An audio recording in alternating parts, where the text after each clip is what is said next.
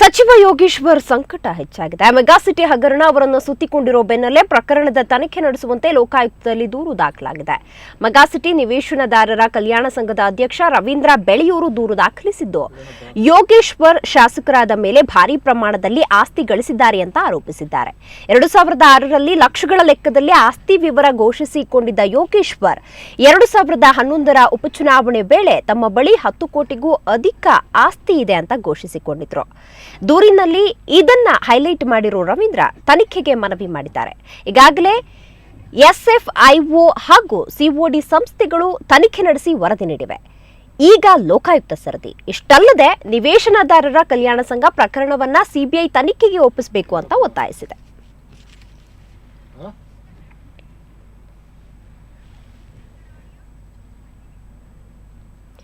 So ಸಚಿವ ಯೋಗೇಶ್ ಅವರಿಗೆ ಏನೋ ಮತ್ತೊಂದು ಸಂಕಟ ಎದುರಾಗಿದೆ ಅಂದ್ರೆ ತಪ್ಪಿಲ್ಲ ಅಂತ. ಮೆಗಾ ಸಿಟಿ ಹಗರಣ ಅವರನ್ನ ಸುತ್ತಿಕೊಂಡಿರತಕ್ಕಂತಹ ಬೆನ್ನಲ್ಲೇ ಪ್ರಕರಣದ ತನಿಖೆ ನಡೆಸುವಂತೆ ಲೋಕಾಯುಕ್ತದಲ್ಲಿ ಇದೀಗಾಗಲೇ ಒಂದು ದೂರು ದಾಖಲಾಗಿರುವಂತದ್ದು. ಮೆಗಾ ಸಿಟಿ ನಿವೇಶನದಾರರ ಕಲ್ಯಾಣ ಸಂಘದ ಅಧ್ಯಕ್ಷ ರವೀಂದ್ರ ಬೆಳೆಯೂರು ಈ ಒಂದು ದೂರನ್ನ ದಾಖಲಿಸಿರ್ತಾರೆ.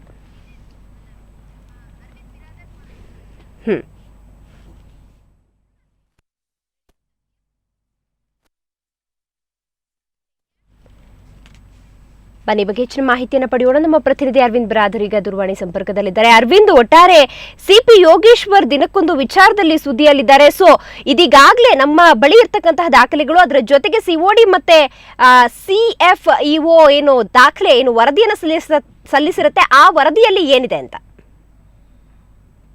ಅಂತೀವಿ. ಏನಂದ್ರೆ ಈ ಹಿಂದೆ ಕೇಂದ್ರ ಸರ್ಕಾರದ ಕಾರ್ಪೊರೇಟ್ ಸಚಿವಾಲಯದವರು ಒಂದು ತನಿಖೆಯನ್ನ ನಡೆಸಿ ಇವರು ಮೆಗಾ ಸಿಟಿ ಹಗರಣದಲ್ಲಿ ಭಾಗಿಯಾಗಿದ್ದಾರೆ. ಅಲ್ಲಿ ಆರೋಪ ಮತ್ತು ಮೋಸ ವಂಚನೆ ಪ್ರಕರಣಗಳು ಸೇರಿದಂತೆ 3 ಪ್ರಕರಣಗಳನ್ನ ಯೋಗೇಶ್ವರ್ ವಿರುದ್ಧ ದಾಖಲಿಸಿರ್ತಾರೆ. ಅಂದ್ರೆ ಸುಮಾರು 37 ಕೋಟಿ ರೂಪಾಯಿ ಪ್ರಕರಣವನ್ನ ದಾಖಲಿಸಿರ್ತಾರೆ. ಆದ್ರೆ ಈಗ ಅವರ ಮೇಲೆ ಬಂದಿರೋದು ಆದಾಯಕ್ಕಿಂತ ಹೆಚ್ಚಿನ ಆಸ್ತಿ ಹೊಂದಿರೋದು.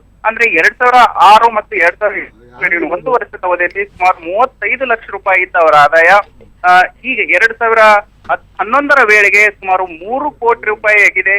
ಹೀಗಾಗಿ ಅವರು ಆದಾಯಕ್ಕಿಂತ ಹೆಚ್ಚಿನ ಆಸ್ತಿಯನ್ನು ಹೊಂದಿದ್ದಾರೆ. ಈ ಕುರಿತಂತೆ ತನಿಖೆ ನಡೆಸಬೇಕು ಅಂತ ಮೆಗಾ ಸಿಟಿ ಹಗರಣದಲ್ಲಿ ಏನು ನಿವೇಶನ ವಂಚಿತರಾಗಿರ್ತಾರೆ ರವೀಂದ್ರ ಬೆಳೆಯೂರು ಅನ್ನೋರು ಒಂದು ದೂರನ್ನ ಸಲ್ಲಿಸಿರ್ತಾರೆ. ಈ ದೂರಿನ ಹಿನ್ನೆಲೆಯಲ್ಲಿ ಲೋಕಾಯುಕ್ತರಿಗೂ ಕೂಡ ಒಂದು ದೂರನ್ನು ಸಲ್ಲಿಸಿದ್ದಾರೆ. ಲೋಕಾಯುಕ್ತರು ಈ ದೂರನ್ನ ದಾಖಲಿಸಿಕೊಂಡಿದ್ದಾರೆ. ಇದೇ 16ನೇ ತಾರೀಕು ರವೀಂದ್ರ ಬೆಳೆಯೂರು ಅನ್ನೋರು ಆದಾಯಕ್ಕಿಂತ ಹೆಚ್ಚಿನ ಆಸ್ತಿ ಹೊಂದಿದ್ದಾರೆ ಸಿಪಿ ಯೋಗೇಶ್ವರ್ ಅವರು, ಅವರ ವಿರುದ್ಧ ತನಿಖೆ ನಡೆಸಬೇಕು ಅಂತ ಒಂದು ದೂರನ್ನು ಸಲ್ಲಿಸಿದ್ದಾರೆ. ದಿವ್ಯ, ಅದ್ರ ಜೊತೆಗೆ ಈಗ ಏನು ಯೋಗೇಶ್ವರ್ ಮುಂದಿರ್ತಕ್ಕಂತಹ ಆಪ್ಷನ್, ಸಚಿವ ಯೋಗೇಶ್ವರ್ ಅವರ ಮುಂದಿರ್ತಕ್ಕಂತಹ ಆಪ್ಷನ್ ಜೊತೆಗೆ ಈಗಾಗಲೇ ಏನು ಲೋಕಾಯುಕ್ತಕ್ಕೆ ಏನು ದೂರು ದಾಖಲಿಸಿದ್ದು ಆಗಿದೆ. ಸೊ ಅವರು ಲೋಕಾಯುಕ್ತದ ಕ್ರಮಗಳ ಬಗ್ಗೆ ಏನ್ ಹೇಳ್ತೀರಾ ಅರವಿಂದ್? ಸದ್ಯ ಅವರ ಆಪ್ಷನ್ ಅಂತಂದ್ರೆ ಅವ್ರ ಮೇಲೆ ಸಚಿವ ಸ್ಥಾನವನ್ನ ರಾಜೀನಾಮೆ ಕೊಟ್ಟು ಬರಬೇಕು ಅನ್ನೋದು ಪ್ರತಿಪಕ್ಷಗಳು ಕೂಡ ಒತ್ತಡ ಹೇರ್ತಾ ಇವೆ. ರಾಜ್ಯಪಾಲರು ಕೂಡ ಮುಖ್ಯಮಂತ್ರಿ ಅವರನ್ನ ಕರೆಸಿ ಆ ಮೆಗಾ ಸಿಟಿ ಹಗರಣ ಕುರಿತಂತೆ ವರದಿ ನೀಡುವಂತೆ ಕೂಡ ಕೇಳಿದ್ರು. ಈ ಹಿನ್ನೆಲೆಯಲ್ಲಿ ಅವರಿಗೆ ಮುಂದೆ ಇರೋದು ರಾಜೀನಾಮೆಯನ್ನ ಕೊಡಬೇಕು, ತನಿಖೆಗೆ ಸಹಕರಿಸಬೇಕು. ತನಿಖೆಯ ನಂತರ ಏನು ಆರೋಪ ಸಾಬೀತಾಗುತ್ತೆ ಮತ್ತೆ ಯಾವ ಕ್ರಮವನ್ನ ಇವ್ರ ಮೇಲೆ ಕೈಗೊಳ್ತಾರೆ ಅನ್ನೋದ್ರ ಮೇಲೆ ನಿರ್ಧಾರ ಆಗುತ್ತೆ. ಸದ್ಯದ ಆಪ್ಷನ್ ಅವರ ಮುಂದೆ ಯಾವುದೂ ಇಲ್ಲ. ಹೀಗಾಗಿ ತನಿಖೆಗೆ ಸಹಕರಿಸುವುದು ಒಂದೇ ಮಾರ್ಗ ಆಗಿದೆ. ಲೋಕಾಯುಕ್ತರು ಕೂಡ ಇವರು ದೂರನ್ನ ದಾಖಲಿಸಿಕೊಂಡಿದ್ದಾರೆ. ದೂರ ದಾಖಲಿಸಿಕೊಂಡ ನಂತರ ಏನು ತನಿಖೆಯನ್ನ ನಡೆಯುತ್ತೆ ಮತ್ತೆ ಅಗತ್ಯ ಸಾಕ್ಷ್ಯಾಧಾರಗಳನ್ನ ಅವರು ಸಂಗ್ರಹಿಸ್ತಾರೆ. ಈ ಹಿನ್ನೆಲೆಯಲ್ಲಿ ಅಲ್ಲದೆ ಕೇಂದ್ರ ಸರ್ಕಾರದ ಕಾರ್ಪೊರೇಟ್ ಸಚಿವಾಲಯ ಕೂಡ ತನಿಖೆಯನ್ನ ನಡೆಸಿ ಇವರ ಮೇಲೆ ಆರೋಪವನ್ನ ಹೊರಿಸಿದೆ. ಇವರ ಮೇಲೆ ಕ್ರಮ ಕೈಗೊಳ್ಳಬೇಕು ಅಂತ ಕೇಂದ್ರ ಸರ್ಕಾರಕ್ಕೆ ಒಂದು ವರದಿಯನ್ನ ಸಲ್ಲಿಸಿದೆ. ಈ ಹಿನ್ನೆಲೆಯಲ್ಲಿ ಅನಿವಾರ್ಯವಾಗಿ ಅಂದ್ರೆ ರಾಜ್ಯಪಾಲರು ಮೊನ್ನೆ ಮುಖ್ಯಮಂತ್ರಿಗಳ ಜೊತೆ ಮಾತನಾಡಿರೋದನ್ನ ನೋಡಿದ್ರೆ ಅನಿವಾರ್ಯವಾಗಿ ಇವರ ತಲೆದಂಡ ಹಾಕ್ಲೇಬೇಕಾಗಿದೆ. ಹೀಗಾಗಿ ಮುಖ್ಯಮಂತ್ರಿಗಳು ಯಾವ ಕ್ರಮವನ್ನ ಕೈಗೊಳ್ತಾರೆ ಅಥವಾ ಲೋಕಾಯುಕ್ತರು ಯಾವ ರೀತಿ ಇವರ ವಿರುದ್ಧ ತನಿಖೆಯನ್ನ ನಡೆಸ್ತಾರೆ, ಯಾವ ಯಾವ ಸಾಕ್ಷ್ಯಾಧಾರಗಳು ಸಿಗುತ್ತೆ ಮತ್ತೆ ಜೊತೆಗೆ 2006ರಲ್ಲಿ ಶಾಸಕರಾಗಿದ್ದಂತಹ ಯೋಗೇಶ್ವರ್ ಲಕ್ಷಗಳಲ್ಲಿ ಒಂದು ಆಸ್ತಿ ಘೋಷಣೆಯನ್ನ ಮಾಡ್ಕೊಂತಾರೆ. ಆದ್ರೆ 2011ಕ್ಕೆ ಕೋಟಿಗಳ ಲೆಕ್ಕದಲ್ಲಿ ಬರುತ್ತೆ. ಸೊ ಇದನ್ನ ಒಂದು ಈಗಾಗಲೇ ಸಚಿವರಾಗಿರುವಂತಹವರು ಸದಾನಂದ ಗೌಡರು ಕೂಡ ಹೇಳ್ತಾರೆ, ಯಾವುದೇ ಕಾರಣಕ್ಕೂ ಅವರನ್ನ ಸಚಿವ ಸ್ಥಾನದಿಂದ ಇಳಿಸುವಂತಹ ಪ್ರಶ್ನೆ ಇಲ್ಲ ಅನ್ನೋ ಮಾತನ್ನ. ಸೊ ಇದನ್ನ ಯಾವ ರೀತಿ ತಗೊಳತ್ತೆ ಪಕ್ಷ ಅಂತ? ಪಕ್ಷ ಅಂದ್ರೆ ಈ ಸದಾನಂದ ಗೌಡರು ಒಂದು ಮೊನ್ನೆ ಹೇಳಿರೋ ರೀತಿ ನೋಡಿದ್ರೆ ಸದಾನಂದ ಗೌಡರು ಅವರು ಯಾವುದೇ ಕ್ರಮವನ್ನ ಕೈಗೊಳ್ಳೋ ಅಗತ್ಯ ಇಲ್ಲ ಅಂತ ಹೇಳಿದ್ರು. ಮಾಜಿ ಸಿಎಂ ಯಡಿಯೂರಪ್ಪನವರು ಕೂಡ ಯೋಗೇಶ್ವರ್ ಅವರನ್ನ ಸಮರ್ಥಿಸಿಕೊಂಡಿದ್ರು. ಆದ್ರೆ ಪ್ರತಿಪಕ್ಷಗಳು ಮತ್ತೆ ರಾಜ್ಯಪಾಲರು ಏನಿದ್ದಾರೆ ಅವರು ಈ ಪ್ರಕರಣದಲ್ಲಿ ಸ್ವಲ್ಪ ಜವಾಬ್ದಾರಿಯುತವಾಗಿ ನಡೆದುಕೊಳ್ತಿದ್ದಾರೆ. ರಾಜ್ಯಪಾಲರಂತೂ ಸಿಎಂ ಅವರನ್ನ ನೇರವಾಗಿ ಕರೆಸಿ ಸಂಬಂಧಪಟ್ಟ ದಾಖಲೆಗಳನ್ನು ಕೂಡ ಕೇಳಿದ್ರು. ಆದ್ರೆ ಪಕ್ಷದ ಹಿತದೃಷ್ಟಿಯಿಂದ ಮತ್ತೆ ಮುಖ್ಯಮಂತ್ರಿಗಳು ಯಾವ ಕ್ರಮವನ್ನ ಕೈಗೊಳ್ತಾರೆ ಅನ್ನೋದು ಕಾದ್ ನೋಡ್ಬೇಕಾಗಿದೆ. ಆದ್ರೆ ಮುಖ್ಯಮಂತ್ರಿಗಳ ಧಾಟಿ ನೋಡಿದ್ರೆ ಅವ್ರ ಮೇಲೆ ಯಾವುದೇ ಕ್ರಮ ಕೈಗೊಳ್ಳುವ ಲಕ್ಷಣಗಳು ಇಲ್ಲಿವರೆಗೂ ಕಂಡು ಬಂದಿಲ್ಲ. ಆದ್ರೆ ಆರೋಪ ಹೊತ್ತಿರುವಂತಹ ಇವರ ಮೇಲೆ ಕ್ರಮ ಕೈಗೊಳ್ಳಬೇಕಾಗಿದೆ. ದಿವ್ಯಾ. ಓಕೆ ಅರವಿಂದ್, ನಿಮ್ಮೆಲ್ಲ ಮಾಹಿತಿಗಾಗಿ ಧನ್ಯವಾದ. ಇತ್ತ ಮೆಗಾ ಸಿಟಿ ಹಗರಣ ಯೋಗೇಶ್ವರ್ ಪಾಲಿಗೆ ಮುಳುಗು ನೀರಾಗಿ ಪರಿಣಮಿಸುತ್ತಿದೆ. ಅವರ ರಾಜೀನಾಮೆಗೆ ಒತ್ತಡ ಹೆಚ್ಚಾಗ್ತಿದೆ. ಆದರೆ ಸಿಎಂ ಸದಾನಂದ ಗೌಡ ಮಾತ್ರ ಯೋಗೇಶ್ವರ್ ರಾಜೀನಾಮೆ ಪಡೆಯುವ ಪ್ರಶ್ನೆಯೇ ಇಲ್ಲ ಅಂತ ಸ್ಪಷ್ಟವಾಗಿ ಹೇಳಿದ್ದಾರೆ.